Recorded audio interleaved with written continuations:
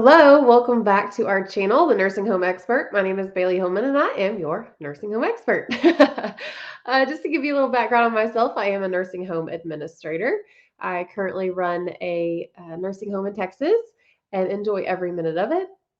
Well, most minutes of it. So I am here. Absolutely love educating professionals. I love educating family members and residents living in nursing homes. And so that is my passion. Okay, I am passionate about it. And I hope you can tell that by my videos and by the education and content that I'm creating. Please remember to like and subscribe to our channel so you can get more information and become a nursing home expert yourself. Today, we're going to talk about resident rights. Okay, resident rights. I hear a lot that nursing homes are felt like prisons. You're not in prison. Okay, I would hope that that's not how you feel if you're a loved one living in a nursing home. I hope that if you're a family member, that you don't feel like you've placed your loved one in a prison. In the nursing home, they still have rights. You guys have rights in nursing homes, and so just because you move in doesn't mean that you're just 100% taken care of by everybody and you can't do anything or say anything or make any decisions for yourself or know anything. The nursing home doesn't have the right to just kind of boss you around. You are a part of your care. Whenever a family member brings their loved one in, I always tell them, we're not just admitting your loved one, we're also admitting you as the family member. We want you to be involved. We want to partner with you and your loved one in making sure that you guys receive the care that you want to receive. Okay, and it's not just us providing the care, it's you being a part of it as well as a caregiver. You're still the caregiver. We're not taking your place, we're just assisting you. And so we're going to work together to ensure that your loved one has the best quality of life, no matter what's going on, whether they're there for short term rehab in a skilled nursing facility or if it's a long term placement and they're going to be there for a while.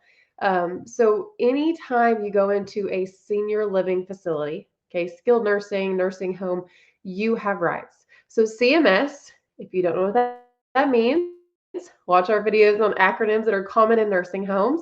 CMS is Centers for Medicare and Medicaid Services, and they are the ones that help to regulate federally nursing homes. And so they have come out with and have a list of resident rights. And so we're going to use that because it's federal. So it's in all states. And every state has to abide by this. Every nursing home that's licensed with CMS, if they take Medicare, if they take Medicaid, they have to follow these regulations. And so some of those regulations are these 17 resident rights, and we have to ensure that the residents' rights are protected in our communities. The very first one that we're going to talk about is treated with respect. Okay, you as a individual living in a nursing home, you have the right to be treated with respect. Just like out in the community, you have the right to be treated with respect. We can't come in and shame you or be disrespectful to you. You have the right to be treated with respect. And so that's a pretty given one. Okay, if you don't feel like you're being respected and that you're being talked down to or being talked to inappropriately, then that's against your rights. And you need to say something. Speak up for your loved one or for yourself and say, hey, don't feel like I'm being treated with respect. The next one is participate in activities. Okay, there are activity programs going on in your community, I would hope.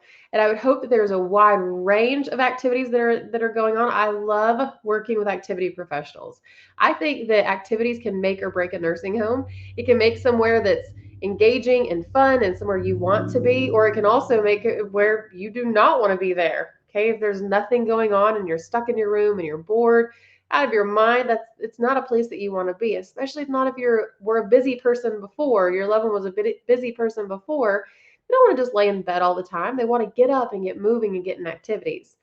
I would also encourage you, if you were kind of the opposite, if you're having a hard time participating in activities and you're wanting to stay in bed a lot and not really get up and I'm just here for therapy, and get up and do activities. Okay, as an occupational therapist, so I am an administrator, but I have a master's degree in occupational therapy. 10 days, it takes 10 days for one day in bed to recover. Get out of bed. Okay, get up and get moving. Go to bingo if you like bingo. Go to Bible study if you like Bible study. Get up and go create something, draw something, do a puzzle, whatever they have available and out. If they don't have something that you enjoy out, tell them to get it. Okay, I want a wood shop. I want to be sanding wood, and building these projects while I'm here. I don't want to stop the things that I love doing at home.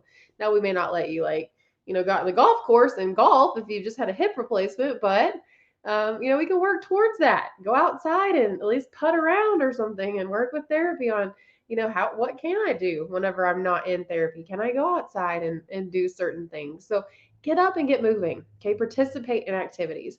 We have to meet 5 areas of wellness: your physical, social, spiritual, intellectual, and emotional well-being. Okay, those are the 5 areas that activities looks at. If those areas in your life are not being met, you need to have a conversation with them. Okay, and if for some reason religion is one of those areas, spiritual is one of those areas, it doesn't have to be religious. Okay, maybe you meditate in the day, you just need some quiet time.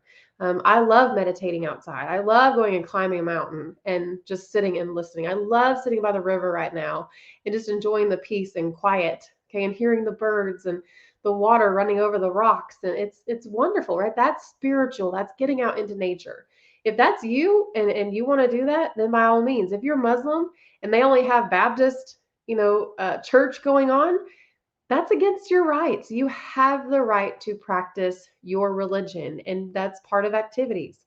And they have to meet that spiritual well-being. So say something. Okay, those are against your rights.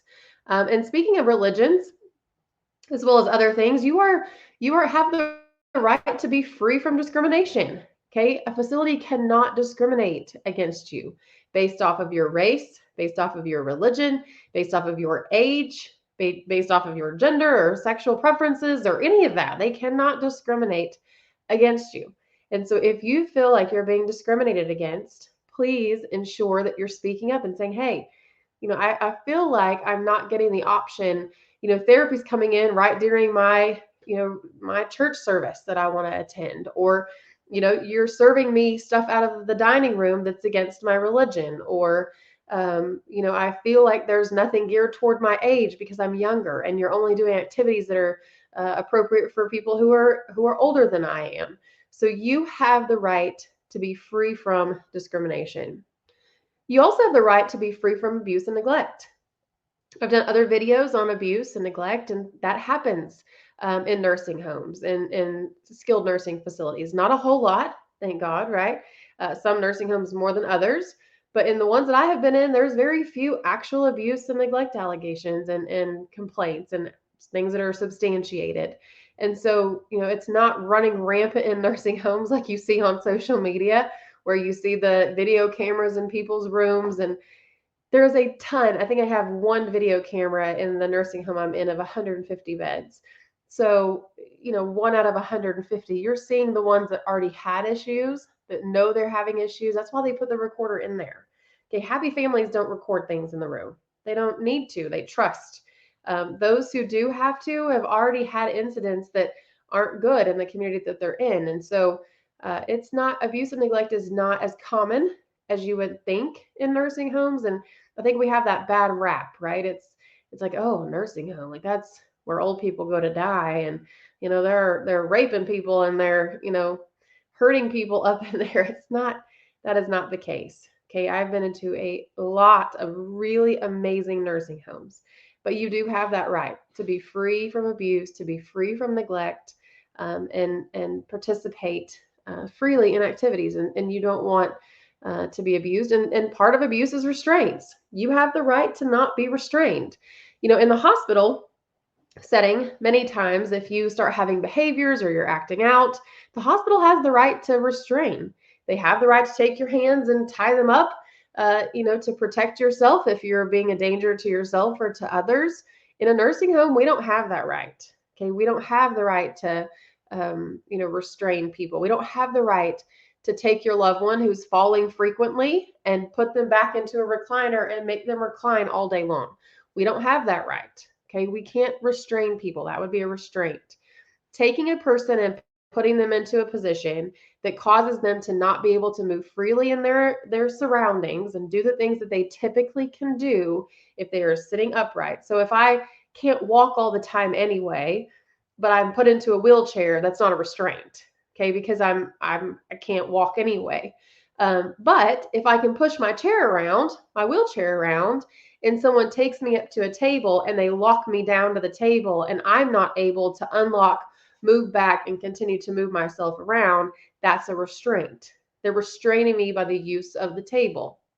It's simple, okay? It's not I'm not seat belting you in. I'm not putting alarms on you. I'm not it's simple. It's just pushing them up against the table and locking their wheels. So if they're frequent fallers, okay, and I know we all get upset about falling, okay, even as a family member, you're like, I don't want them to fall. Keep them from falling. Well, we can't restrain them. And restraining them, putting them into a reclining chair, popping up their feet, if they're not able to put their feet down and sit up, okay, that's a restraint. And if you do have a restraint, it has to be documented. And then it has to be taken every 2 hours, every 10 minutes. Or every 2 hours, they have to be repositioned and moved for 10 minutes and unrestrained. Okay, so if they did have a seatbelt, which I'm hoping they don't, but some people may need some, and then it has to be documented correctly and counted as a restraint, and assessments have to be completed, and there's a whole process to it. But if they do, then they have to be free from that restraint at least every 2 hours for a certain period of time.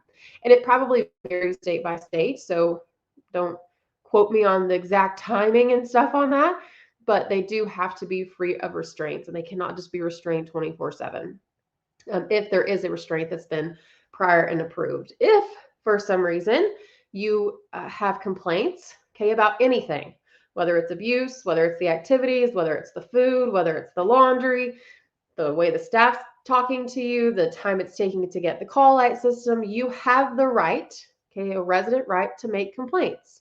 You have the right to make the complaint. You also have the right to not be punished for complaining. All right. I have residents that I've had in my community that just, you can't please them. Okay. It's just pretty much impossible. They're not happy to be there. They don't want to be there. And the first thing they always say is, well, I didn't want to come here in the first place, but now it's just terrible. Okay. The outlook was already bad when you got here, and now we've definitely not met your expectations, and we probably can't meet your expectations. And that's okay, right? Some people just don't want to be in nursing homes. I get it. Okay. There's no place like home, but you have the right to make the complaints. Okay. If I have a person coming to me and complaining over and over and over again, I can't punish them, retaliate on that, ignore them. I have to continue to take care of those complaints. And you have the right to make the complaint and not feel punished.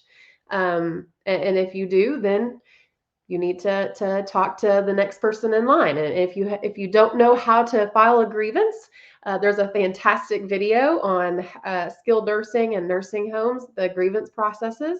So watch that. Okay. So if you need to make a complaint, the grievance process is a great way to do that. You have the right to get proper medical care.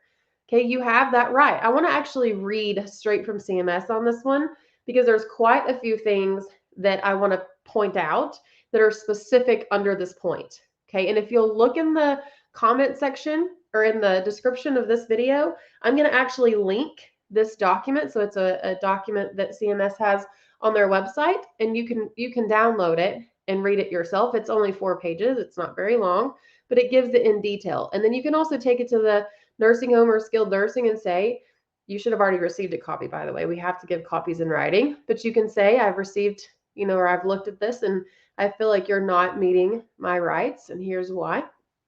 So for proper medical care, you have the ability to be informed in your language.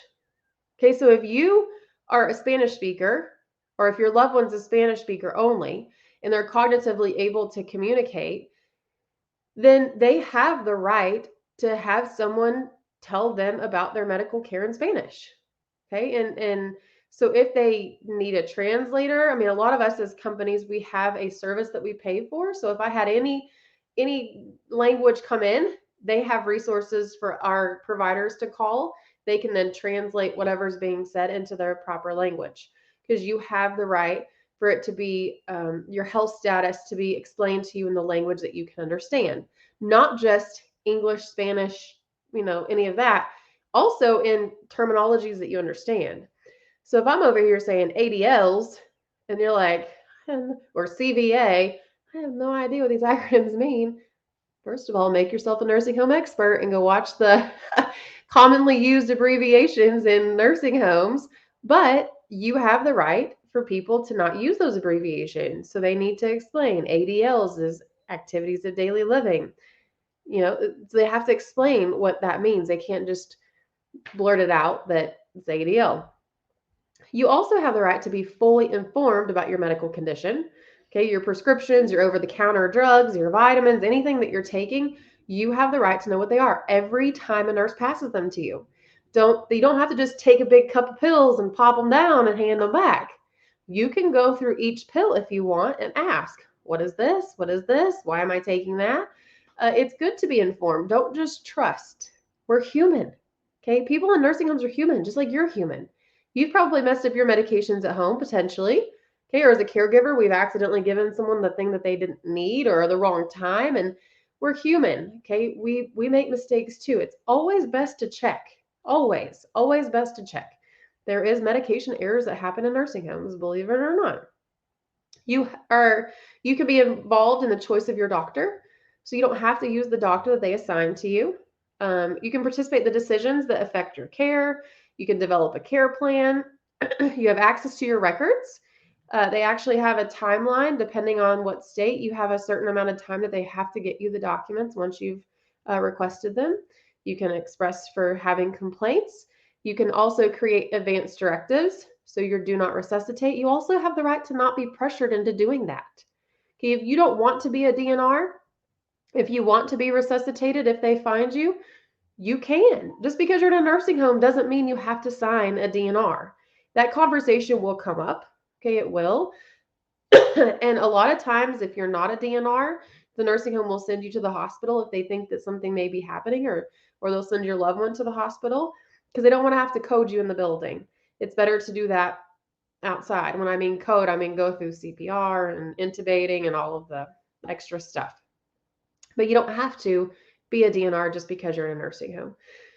You can also refuse to participate in treatment. Okay, if you don't want a certain treatment, or you don't want experimental treatments, or you just don't want treatment, you don't have to have treatment. Okay, and that's okay. You have the right to not take certain medications. You have the right to not take psych meds if you don't want them. You have those rights, and you can exercise those rights. And if you feel like they are being violated, then you can speak up. Okay, you can definitely speak up. The next one is, that's about medical care. The next one is you have the rights to have a representative notified. Okay, and on this one, you have someone that. So if for some reason you or your loved one has cognitively, they are declining, okay, or there's medical complications, or there's just something not going right, okay, with your medical care, if treatment's changed, or you were doing therapy and in skilled services and you're doing great, but now your cancer's gotten worse, or your lab results are coming back and there's concerns, and you have, or cognition, if you're not remembering things and something has affected your memory, you have the right to be represented by someone. So that could be a family member, or a legal representative, or a friend, or whoever you might have appointed. You have someone that can speak for you. Okay, so you can have someone that will speak for you if you're not able to any longer. So on that one, though, let's talk about representative stuff. So on power of attorney, okay, so I get this question a lot. POA, power of attorney, only goes into effect when the person is deemed incompetent. Okay, they have to be deemed incompetent. If they are competent to make their decisions, excuse me, if they're competent to make their decisions, then they don't necessarily, the POA does not take effect yet. If they are deemed incompetent, then the power of attorney does take effect. Okay, so just because you're the power of attorney as a caregiver and your loved one is cognitively able to make decisions and they're not deciding like you would want them to decide, it's their right. They have rights. Their rights do not go away. Okay, and they shouldn't, even with power of attorney, but at that point, it's your decision, not theirs. Okay, but whenever they're able to communicate, they can make those decisions. And a lot of times I see that if a power of attorney doesn't agree with their loved one, and their loved one knows this and they're cognitively able, they can switch power of attorneys. So I see that happen a lot. It's like, oh, wait a second. I don't think I'm going to like the decisions you're going to make whenever I can't make the decision. So I'm going to go ahead and switch you out before, I need someone to make a decision for me. So you have, though, the right to be represented if something happens. You also have the right to get information on services and fees that you're going to be acquiring while you're in the skilled nursing or the nursing home. And if for some reason those change at any point, you have the right to know. Okay, so if let's say that you're on insurance and the insurance denies and that you're no longer going to be covered for your therapy and they continue to keep you on therapy, you don't have the right, you don't have to pay that bill. You have the right to know that, hey, my insurance just denied, you've been notified, and I'm not paying. And so I would rather have gone home, but now you've kept me here for 10 more days, and now somebody has to fit the bill, but I wasn't informed. And you have to actually be informed in writing, and you need to be informed prior to your stay there, or written, if something changes during your stay. So you have the right to know your services and fees in the facility. So make sure you get with them and ask a lot of questions, okay? Because some things aren't covered and some things are. So you don't want any hidden fees and stuff that come up later. I hate that. I hate when families come in and it's like, oh gosh, like how did that get billed? And then we have to unscramble and try to figure out. And some insurances are harder to work for than others. Medicare, traditional Medicare is best. Okay, I cannot say that enough. Traditional Medicare is best. Advantage plans in a nursing home are terrible. They're terrible. They do not give you the services that you need, but that's a whole other story for a whole other topic. We got to get through resident rights. There's 17 of them. We are almost done. Manage your money. You can manage your money. Okay, I would not encourage you to keep thousands in your pocket. Okay, I wouldn't even encourage you to 100. The most you're going to probably spend in a nursing home in cash is like $1 or so in the, Coke machine. You're not going to spend $100. So I would put that in a safe, okay, a lockbox in your room if they have one, or send it home with your loved one. You do not need that on your person. I'm telling you, it will get stolen. It will either get stolen, misplaced, washed, something, it'll flush down the toilet somehow, or just disappear in thin air. I don't know what it is, but in nursing homes, money just poof, just gone. It's crazy. So please don't keep a lot of money on you. A lot of it, your care is already covered. You shouldn't be having to pay cash for anything. If you want some snacks out of the vending machine, that's probably about it. You have the right to get proper privacy, okay, property and living arrangements. There is certain size of rooms. They can't have 4 people to a room. They can technically, but there's really not any nursing homes left, I think, that have that house seniors and geriatrics. If I'm wrong, comment down below, and I will love to look them up to see how they're doing that. But you have that right. However, a lot of nursing homes are still semi-private, meaning 2 people in one room. You have the right to have a curtain. You can keep that curtain closed. You have rights to not have to listen to a loud TV. Headphones, are good. You have the right to, you may have to have a roommate, but you have the right to voice your concerns about your roommate, and they can hopefully find someone that fits more your personality. People who leave their TV up loud, I usually put the next person, like a deaf person, in there with them. Like they can't hear very well anyway. It doesn't bother them, and their TV's loud and nobody complains, right? So a lot of times nursing homes can work to make sure that your living arrangement is comfortable for you, right? We don't want you to be uncomfortable by any means. And then you have privacy, that whenever you go to the bathroom, the door closes. Okay, that you have the privacy curtain when they're changing you, that your medical care is not talked about in your room if your roommate is there. That is all privacy that you have the right to. You have the right to have a private conversation with your visitors. They can allow you, if it's not in your room, if your roommate's there, you can go to a library or another space and have a conversation that's private. You can talk on the phone in private. So you have the right to privacy. You have the right to your property being safe and locked up. And you have the right to have comfortable living arrangements. You also have the right to spend time with your visitors. You can have visitors. Even with COVID, you can have visitors. You have that right now. You've always had it, but COVID kind of messed things up for a while. It's like, wow, you can't have any family in here, which is crazy because that is a resident right. You have the right to have visitors, no matter who you want, when you want. We all have posted rules and signs that we don't really want families after 9 o'clock.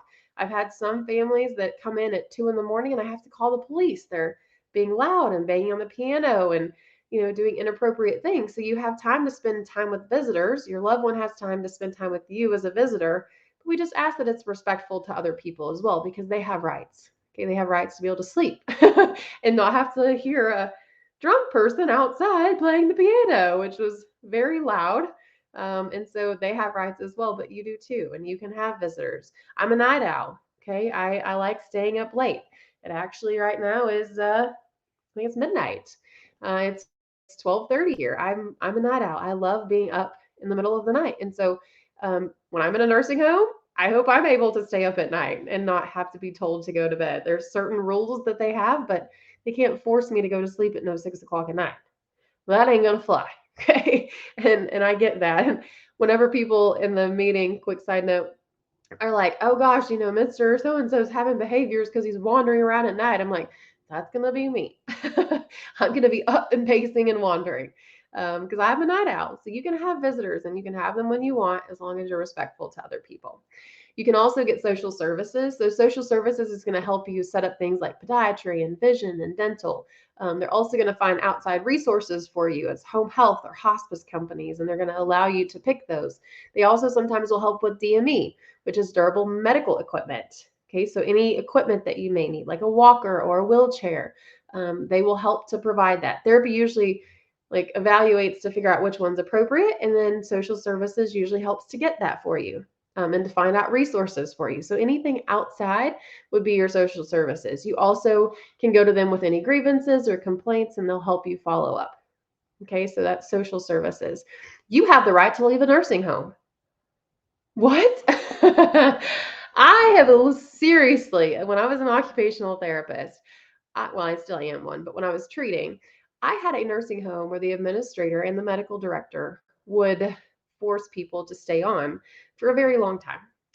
It was turned in and all taken care of, but that is illegal. Okay, that is against resident rights. I was literally having to go in and tell people, you are more than welcome to leave. And you will have to leave against medical advice because they're trying to keep you here the entire time that Medicare will pay, which is illegal because you're 100% independent and safe to go home at day like, I don't know, 10. So you don't have to stay here all 100 days. You can leave a nursing home. Your loved one can leave a nursing home. There are services that you can get at home. If you have money to pay a private sitter, you can pay a private sitter at home. If you want hospice at home, you can have hospice at home.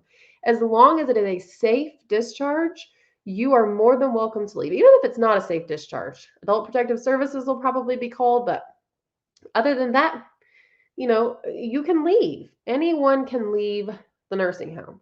So they cannot hold you hostage. They cannot cause you to be a prisoner of any kind. You can absolutely leave the nursing home. Okay. You also have the protection against unfair transfers or discharges. So if you don't want to leave, you can actually file a complaint, and the nursing home has to give you typically, depending on the state, a 30-day discharge notice. Okay, they have to give you a notice, just like if you were a tenant at an apartment or something. They have to give a notice of discharge and the reason for discharge, and then that's looked at with our regulatory services. So you don't have to be unfairly discharged. If you feel like you're still making progress and you want to continue your therapy, you can fight that. You can, ask for, they usually issue a nomnic, and you can ask for, hey, I want an extension. You can appeal the decisions, and there's always an appeal process. You also have the right, whenever you're being transferred to another room or moved rooms, you have the right to know. Your roommate, or you as the roommate who's getting a new roommate, also has the right to know. So you have to be informed of that, but you don't have to worry about any unfair discharges, and you can appeal those and fight those. You can also form and participate in resident groups. There's resident council, there's activity groups. You can have a council meeting on your own if you want. You don't have to have a staff member. So if there's complaints and there's a group of residents that want to get together, guess what? You can meet. Okay, you absolutely can meet. I had a group of veterans once that all formed a little group. We had an end of life final salute that we did for our veterans, And I still do that in the communities that I consult with, and then the ones that I am running. That's one of the programs that we attempt to get started. And they actually formed their own little committee and decided how they were going to do it differently than what our typical policy was. And they had vests, and they had different types of the sounds, the taps playing, and they had calls at the corners. And they had it all panned out. Like, it was just set up. They had this meeting, they had voted on this, the facility and all of us came to an agreement, and they got to form that group. They had a small committee about this. It was amazing. Right? You have the right to form resident groups and participate in resident groups. And also resident council, if you go to that, it actually is anonymous. So if everybody in the group has the same complaint, it's not just you making the complaint, it's the resident council group making the complaint. And so they can't pinpoint. So if you're worried about being punished or retaliation, you could make your complaints in more of a group setting. Which, again, if you feel retaliated on, that's a whole other issue. You have the right to not feel that way. But if it makes you feel better, you can go and join with the other people and link arms and, go against forces. I get it. Sometimes in certain homes, it's difficult. You also can have your family and friends involved. Okay, you can have your family and friends involved. There is a list that we typically have on who can communicate because of HIPAA. Okay, we don't want to just release all medical information to anybody that calls on the phone and knows your name. But you can have your family and friends involved. Just go through the right process to ensure that the facility knows that you do want them involved in your care. So that wraps up all of our resident rights. You have a lot of rights. If you're a caregiver of someone who is living in a nursing home, you have rights. You guys have rights. Okay, your loved one has rights. You have rights to help them as their advocate. And so again, I am proud of you. I'm proud of you for making it this far. That is a lot. There's a lot of resident rights. I know we went kind of quickly, so if you want to read through those and look over them a little bit more, the link to the document from CMS is down below. Again, you should have received a list of resident rights whenever you admitted to the facility, and that should be updated. You should get either told about a resident right at least once a month or so. They have to inform you every year, continually inform you of your rights. They also should be posted in the community, so you can find posters of them in the building that kind of outline what the resident rights are. And so find out what your rights are. If you feel like one of your rights are being broken, follow that grievance process. Okay, talk to the person that's in the department, then talk to the social worker and the formal grievance process, then the administrator, then the ombudsman. Watch that video. Okay, what is the grievance process in your building? Work through that and get your rights back. Okay, you have rights. And again, I am so incredibly proud of you for making it to the end of this. I'm proud of you for being a nursing home expert and educating yourself and empowering yourself and informing yourself of your rights in a nursing home and learning more about, what is a nursing home? What is a skilled nursing facility? My loved one's in one. Maybe you're a professional and you're like, I just try to educate myself on what resident rights are. Again, I'm proud of you. So continue to follow us, like and subscribe to our channel. You are going to make an amazing nursing home expert. I'll see you next time.